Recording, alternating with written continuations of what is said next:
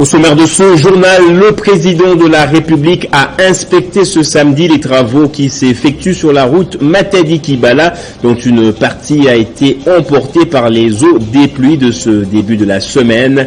Depuis Washington, Félix Tshisekedi s'était montré très touché par ce drame qui a causé la mort d'au moins 120 personnes dans la capitale. Et on va parler également dans ce journal de l'agression de la RDC par le Rwanda. La RDC a claqué la porte de la COP 15 sur la biodiversité pour protester contre la présence du Rwanda désigné co-facilitateur sur le mécanisme de financement.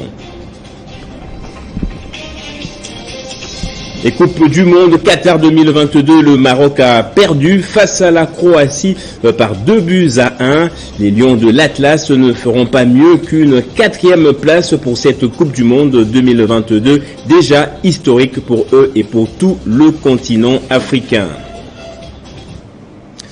Bienvenue à vous tous et merci pour votre fidélité à la une de l'actualité. Le chef de l'État a inspecté ce samedi les travaux de réhabilitation de la route nationale numéro 1 dans son tronçon emporté par les eaux des pluies qui se sont abattues le mardi dans la capitale. Félix Tshisekedi revenait donc la veille de Washington où il a pris part justement au sommet USA-Afrique.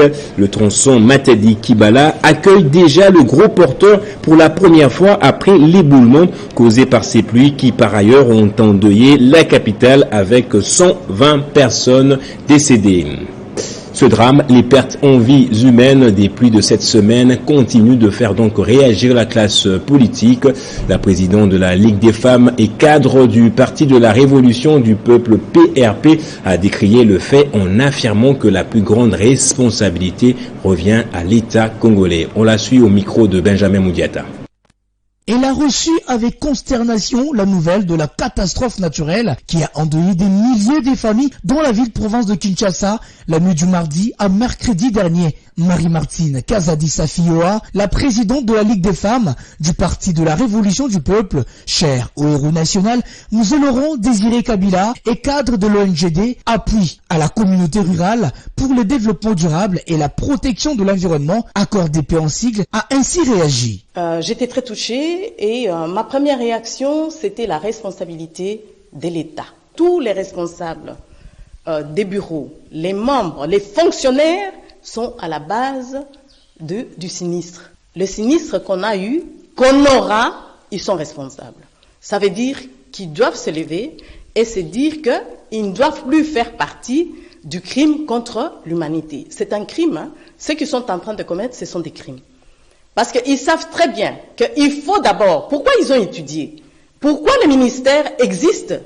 C'est pour mettre de l'ordre dans notre environnement, dans notre milieu. Marie-Martine Kazadi-Safioa n'a pas responsabilisé que l'État, mais aussi la population, car pour elle, chacun a sa partition à jouer pour le développement intégral de la RDC. Comme notre président honoraire Joseph Kabila Kabange l'a toujours dit, en unité. Et il a bien insisté en disant, nous devons nous battre pour notre survie. Au regard des tristes réalités dont est victime la population quinoise, il serait une erreur de ne pas suivre les jalons du développement plantés par le président honoraire Joseph Kabila Kabange pendant son règne à Bouclé. Marie-Mariette Kazadi-Safioa. Il s'agit de la COP 15 sur la biodiversité. Elle se tient à Montréal, au Canada. La RDC est sortie des discussions en raison de la désignation du Rwanda comme co-facilitateur sur le mécanisme de financement. Pour Eve Bazaïba, il est inadmissible que la RDC, 5e mondiale en termes de la biodiversité, soit conduite par le Rwanda qui lui fait subir des actes d'agression. Jenny Kaembe. Axé sur la protection de la nature et les moyens de mettre un terme à la perte des biodiversités partout dans le monde, la 15e conférence des parties sur la diversité biologique des Nations Unies est une rencontre internationale réunissant le gouvernement du monde entier. Prenons la parole au nom du gouvernement de la République démocratique du Congo. La VPM en charge de l'environnement a fustigé les silences de la communauté internationale face au soutien du Rwanda aux terroristes du M23. Nous avons encaissé des pertes énormes de biodiversité. La RDC a des difficultés à siéger dans une négociation dirigé par le Rwanda, facilité par le Rwanda, alors que le Rwanda soutient les terroristes qui s'évertuent dans notre pays depuis 20 ans, qui ont détruit l'environnement, qui ont détruit la biodiversité dont la communauté internationale s'était dans ces conditions, alors que nous représentons une solution mondiale. Nous donnons la possibilité aujourd'hui au monde d'atteindre 1,5 degré Celsius de l'objectif pour la température moyenne du monde en donnant la matière qu'il faut à changer de procédés polluants en non polluants. Aujourd'hui, nous parlons tous en termes de véhicules électriques, mais les coltans, les lithium, les cobalt, tout ça, vous pouvez en République démocratique du Congo. Nous émettons donc une réserve de la RDC à participer dans une négociation où on parle de la protection de la biodiversité sous la facilitation du Rwanda. Je suis désolé de le dire, mais la vérité blesse, mais il faut parfois dire la vérité dans des instances comme celle-ci. Débutée le 7 décembre à Montréal, cette conférence qui va se clôturer le 19 décembre prochain est une occasion pour le gouvernement du Canada de faire en sorte que la COP15 donne le résultat souhaité pour la nature. Et à la Sokoda, la ministre de la Culture, Art et Patrimoine, Katungu Furara, a installé ce samedi le comité préparatoire de l'Assemblée générale ordinaire après les crises qui ont perturbé le fonctionnement de la Société des droits d'auteur. Le comité est composé de 10 personnes. Rufus Lukanga. Face à la crise interne et l'urgence qui prévaut à la Société congolaise des droits d'auteur et des droits voisins, la ministre de la Culture, Art et Patrimoine, se référant de ses prérogatives justifiées par la loi, est intervenue avec des mesures conservatoires pour des solutions idoines. Tout en dénonçant les dysfonctionnements et l'irresponsabilité dans la gestion de cette structure, Catherine Katungu a procédé à l'installation du comité préparatoire de l'Assemblée générale ordinaire. J'interviens dans l'affaire Sokoda parce que la loi me l'autorise, mais aussi les statuts de la Sokoda COP-CA publiés au journal officiel. Si j'interviens aussi, c'est pour résoudre la crise à la base des dysfonctionnements graves qui mettent à danger l'avenir même de la Sokoda. Je veux mettre fin définitivement à ces pratiques surannées. C'est par ces mots que je déclare officiellement l'installation du comité préparatoire de l'Assemblée générale ordinaire, auquel je demande un travail harmonieux en ayant à l'esprit le fait que les artistes de tout le pays nous observent et attendent de nous que leur cause soit bien défendue. Ce comité est donc composé de 10 membres sous la présidence du directeur des cabinets de la ministre, secondé par le PCA Jossar Nyokalongo et d'autres membres, dont Blaise Boula. Initialement prévu le 21 décembre 2022, cette assemblée générale ordinaire de la Sokoda est donc reportée au 29 décembre 2022 au Musée national. Et les forces armées de la RDC peuvent se frotter les mains car rassurées d'avoir de quoi bien fêter le nouvel an. C'est la vice-ministre de la Défense Séraphine Kiloubou qui a visité les entrepôts où sont stockés les quelques vivres leur destinés. C'est sur instruction du président de la République, chef de l'État et commandant suprême des forces armées que Madame la vice-ministre de la Défense nationale et ancien combattant, Séraphine Kiloubou Kotona, a effectué une descente ce jeudi 16 décembre au niveau des Sosimex pour s'assurer de l'effectivité de la disponibilité des vivres en faveur des forces armées. Sur instruction du président de la République, chef de l'État, commandant suprême des forces armées de la République démocratique du Congo et de la police congolaise, nous sommes ici dans les installations des Sosimex pour voir et palper du doigt la quantité et la qualité des vivres qu'ils ont pour que nous puissions procéder à la distribution pour les fêtes, des festivités de la fin d'année. Le président de la République et le premier warrior, Excellence Jean-Michel Samalukonde, ont émis les vœux de pouvoir distribuer les choses à temps afin que le jour de la fête, que chacun soit chez soi. Ainsi, nous sommes descendus pour voir et commencer déjà de nous mettre dans le processus. Nous croyons qu'avec l'aide du Seigneur, nous allons nous battre pour que les instructions soient respectées. Le représentant des Sosimex et d'AfriFood ont salué la promptitude de Madame Kiloubou peu avant d'assurer que les vivres pour les forces armées sont au grand complet et serviront tout le monde sans exception. Et parlons des hommes en uniforme, encore une fois, cette fois à l'IGF, la 6e promotion de l'école supérieure de l'administration militaire et policière a visité les locaux de l'inspection générale des finances.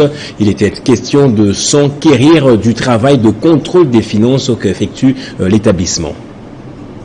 La 6e promotion de l'école supérieure de l'administration militaire composée des officiers supérieurs militaires et de la police nationale congolaise et ceux de certains pays africains dont le Cameroun, le Congo-Brazzaville, la République centrafricaine, le Gabon, le Bénin, le Tchad et la Mauritanie ont été reçus à l'inspection générale des finances où il avait été question de suivre un exposé sur les contrôles des finances publiques.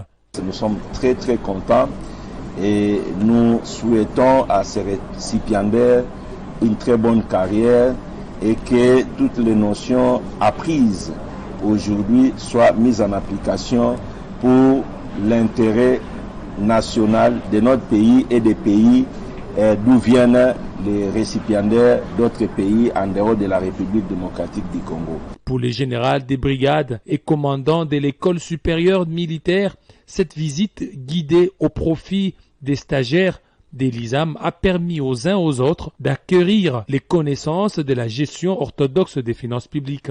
Nous avons eu nous-mêmes à palper du doigt, à découvrir ce que réellement l'inspection générale des finances fait, les derniers résultats. Après les échanges fructueux entre les deux parties, les formateurs des LESAM a remis les trophées d'intégrité au chef de service Jules Alingueté en signe d'encouragement et le patriotisme dont il a fait montre et l'IGF coordonnateur y les a reçu la plaque des mérites. Et la fondation Elsa Jambé Etinkoum, elle a organisé une soirée de gala au Pullman Hotel de Kinshasa dans l'objectif de lever des fonds en faveur des veuves des militaires et des enfants de la rue. Redonner du sourire aux veuves militaires ainsi qu'aux enfants de la rue, c'est les soucis de la Fondation Foel qui compte se déployer partout en RDC. À travers ce projet dénommé Yekolisa Mosala, Elsa Yemba Etinkoum, présidente de la fondation qui porte son nom, reste déterminée à atteindre ses objectifs. Foel s'est engagé il y a plus d'1 an à honorer la mémoire de nos vaillants militaires qui meurent en défendant notre chère patrie, la RDC.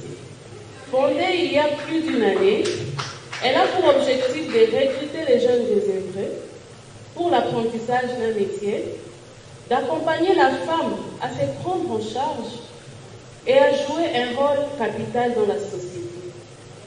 La Fondation Foel promue les talents et les activités des femmes. Elle contribue aussi au renforcement des capacités de ces dernières. Elle encadre la jeunesse, les personnes de 3e âge en situation de précarité et aide les orphelins en situation désastreuse. Foel s'est décidé de recruter plus de 2000 veuves afin qu'elles puissent bénéficier du projet Yekolisa Mosala. En réponse au cri de soutien lancé par la Fondation Foel à travers cette soirée de gala dénommée Moussada, quelques personnes de bonne volonté ont manifesté leur geste de solidarité. À seulement 2 ans d'existence, la Fondation Foel a assisté déjà plus de 2000 veuves. Et après avoir effectué plusieurs missions dont plusieurs coordinations du parti à l'intérieur du pays afin de redynamiser les structures de base et assurer la préparation des élections, le parti Envol fait un constat amer concernant la gestion du pays à tous les niveaux. Il a fait savoir lors d'un point de presse qui a réuni quelques chevaliers de la plume. Et à l'occasion de la sortie officielle des structures d'appui aux actions de Joseph Kabila, René Mutombo Inabanza a signé son adhésion au Parti du peuple pour la reconstruction et la démocratie avec des milliers de personnes derrière lui. À l'approche de l'année électorale en RDC, le PPRD se refait la santé derrière la vision du sénateur à vie. Sa Ineneya, Traduit littéralement en Kiswahili, l'heure a sonné pour adhérer au PPRD. René Mutombo Inabanza, superviseur de la cellule Le Visionnaire, l'entend aussi d'une bonne oreille. Il a en âme et conscience adhéré avec sa base ce samedi 17 décembre 2022 au Parti du Peuple pour la Reconstruction et la Démocratie. C'était en présence du comité fédéral du PPRD au Katanga, chapeauté par Jules Mpanga. Visiblement, la popularité est de plus en plus montante. Innombrables sont les âmes qui ne cessent de s'aligner derrière le sénateur à vie, Joseph Kabila Kabange. En effet, le représentant de l'initiateur de la cellule de base, le visionnaire, le docteur Paulin Mbouya, a réitéré l'engagement jusqu'au-boutiste afin de pérenniser la vision de Joseph Kabila Kabange, autorité morale du PPRD. En outre de la ville manifestation, accompagnatrice de nos autorités, est organisée dans l'optique des sorties officielles de la cellule de base de Visionnaire. La cellule de base de Visionnaire apporte un soutien total aux actions que vous menez. Ce leader politique affectueusement appelé Aigle, Jules Mpanga, a échangé avec la masse populaire de René Mutombo Inabanza sur les processus électoraux avant de chuter sur les idéaux et la vision sociale du PPRD, parti cher à Joseph Kabila Kabange.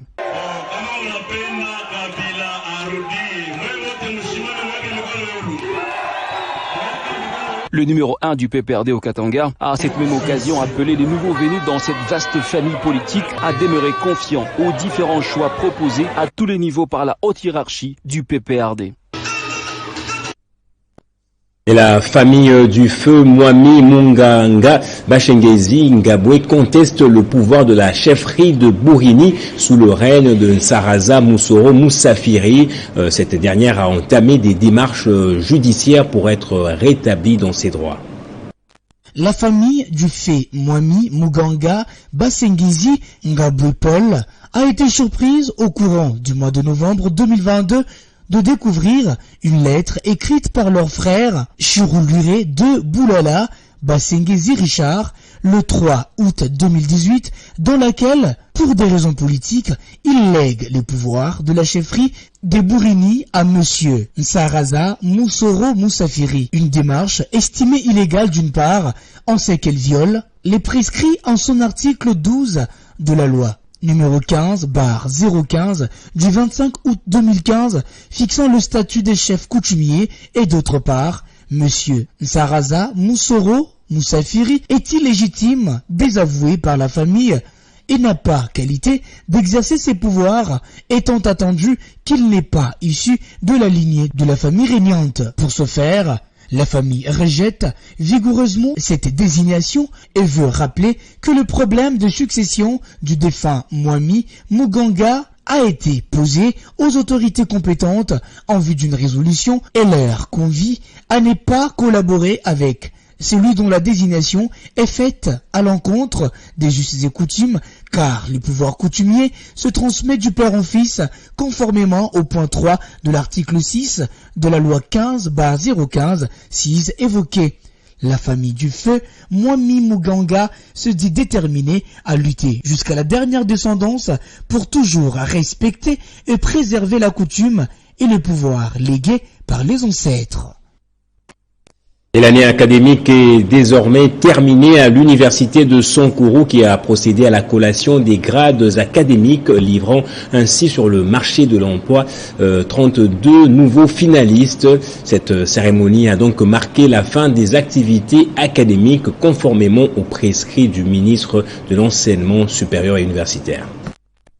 L'université du Sankuru a procédé ce samedi à la double cérémonie de la collation des grades et clôture de l'année académique 2021-2022. Sous l'initiative de CT Patrick Longonga, cette université est parmi les institutions qui organisent des facultés techniques. Celles-ci permettent aux lauréats de se frayer un chemin et d'être créateurs dans les mondes d'emploi. Après l'exécution du chant patriotique, les recteurs de cet alma mater, les professeurs Auguste Omasombo Lama, étaient le premier à prendre la parole pour son discours de politique générale de l'USA.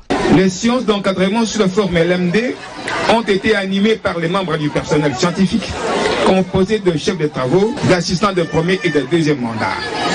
Au cours de l'année, l'université du Sankuru a bénéficié de la prestation non seulement des enseignants précités, mais également des professeurs des hautes factures. Dans son adresse, le numéro 1 de cette maison du savoir a remercié les promoteurs, Patrick Longonga, pour sa vision de l'aigle, sans laquelle les enfants du Sankourou ne découvriraient certaines réalités.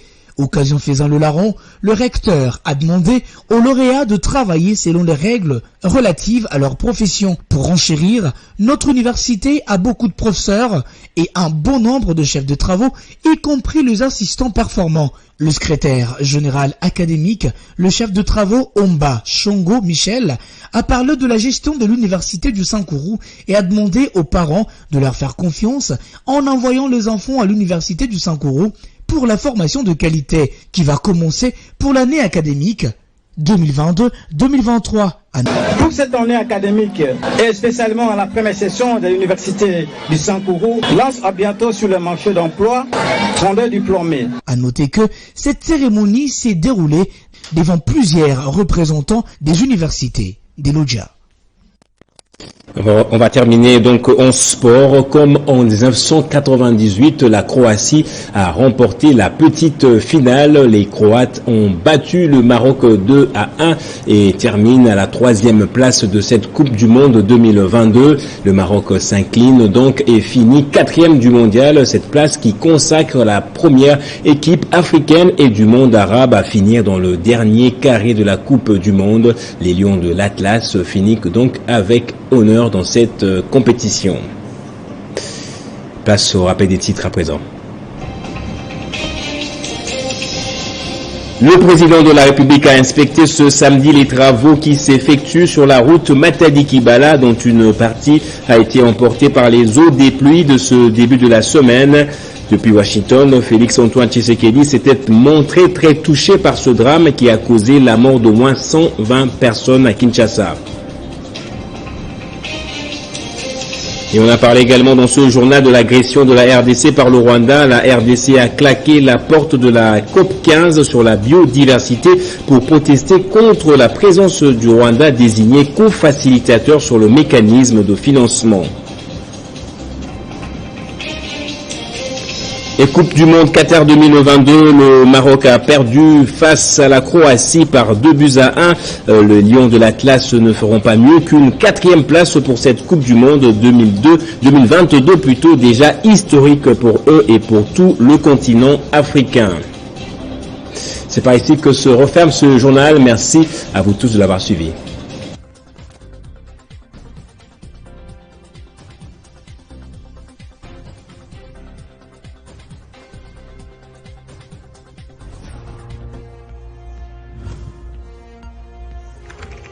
L'actualité reste incontinue.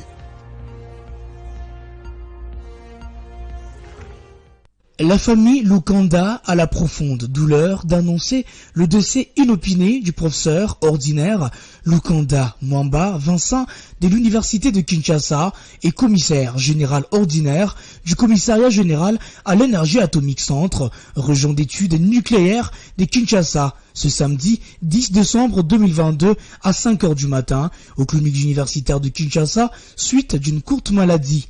Le deuil est organisé en sa résidence 6 avenue de l'Ouest, maison G41, au plateau de professeur à la commune d'Elemba. Le programme de deuil s'y présente comme suit. Dimanche 18 décembre 2022, veillée mortuaire à sa résidence. Lundi 19 décembre 2022, sortie du corps de la morgue des cliniques universitaires à partir de 8h et exposition à la faculté des sciences de l'université de Kinshasa et suivra l'enterrement au cimetière Nécropole 1 entre ciel et terre. Bain de consolation sera organisé en sa résidence. Que son âme repose en paix.